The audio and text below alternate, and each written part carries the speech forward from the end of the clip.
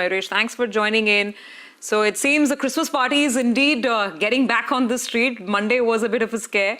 But I want to start by getting your take on Wipro. You know, we keep talking about TCS and Infosys a lot, but Wipro has done exceedingly well in the recent past, plus the big deal announcement today. Your view? Afternoon, Survi. Oh yes, I think it sadly seems to be a strong underperformer when it comes to the other big boys, Infosys, TCS, HCL Tech, Mahindra. But I think a lot of improvements, Survi, have happened with Wipro. The management changes which have happened over the past few quarters, the IT services revenues and the IT services margins are holding up. Order wins have been reasonably enough, and the good news that we probably got today or yesterday.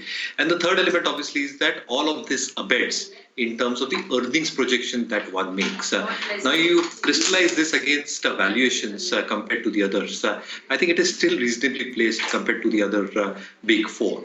So yeah, I think there is sufficient juice if they're able to continue this stream of stable earnings growth and consistency on order wins emanating into strong cash flows, which they have reported in the past few quarters.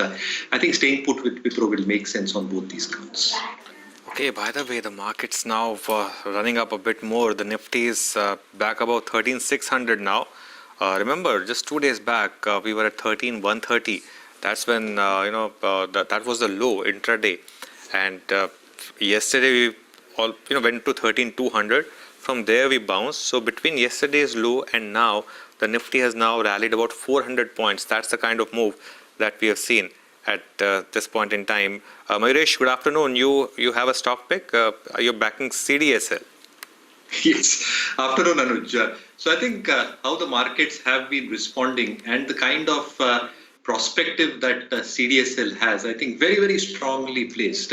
Almost 63 lakh accounts have been added in this lockdown phase from April to September. And CDSL has been a key beneficiary. So I think oligopolistic market, asset-light model. And what has probably abated is that the beneficial ownership account share has actually inched higher from FY20. So where it was languishing around 52%, that's actually inched up to 58%.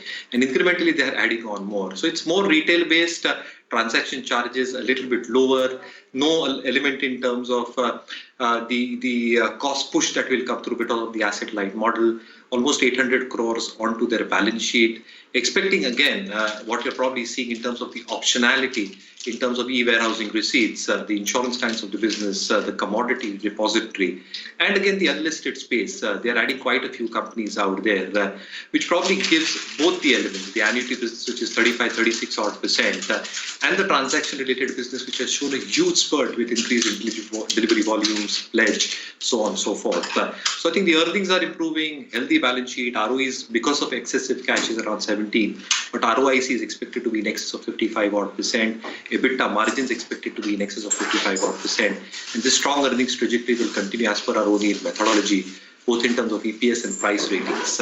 So yeah, this is one stock Anuj, that we like as per the own methodology.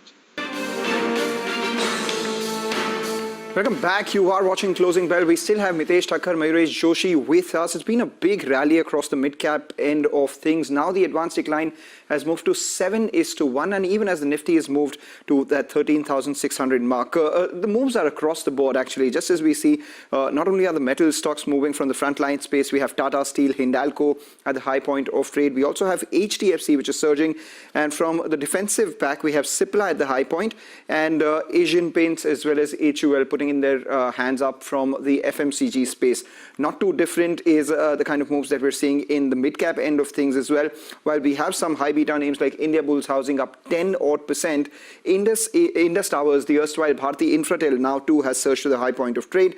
We have United Breweries at the high point of trade, and Z as well, which has moved to the high point of trade. So there is really been an across-the-board sort of move that we're witnessing today. Mayuresh, your thoughts on Tata Consumer? A big move is what we've seen on the stock. The rollovers were extremely high from the previous month series to this month. And this month itself, the stock is up 13-14% at a record high just as we speak. Do you think there's more to go, or maybe right now the valuations are expensive? Afternoon, Mangalam.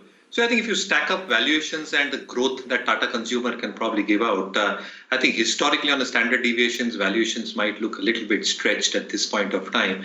But again, the kind of remodeling that they've done, the management interviews that I was going through, the innovations that they're expected to bring about, both in terms of product changes, as well as the expectations in terms of cost optimization happening on their balance sheet. That's a very, very strong signal of strong operating leverage being played out. Now, the Indian part of the business and expectations of the business that they carry on internationally, the European part of the business, the US business through 8 o'clock coffee as well. I think those legs of the business can do very, very well. What you had witnessed, Mangalam, in the initial leg of the lockdown in April, May, I think a lot of consumption which are happening out of home because of the second wave which is coming through, a lot more expectations are building in similar fashion in terms of the similar things happening from a volume perspective of the products that it comes out to. So yeah, I think things working out for Tata Consumers. Valuation, yes, a little bit stretched, but anybody holding on, please carry on holding the stock. I think we remain constructive as per our own methodology on this stock as well.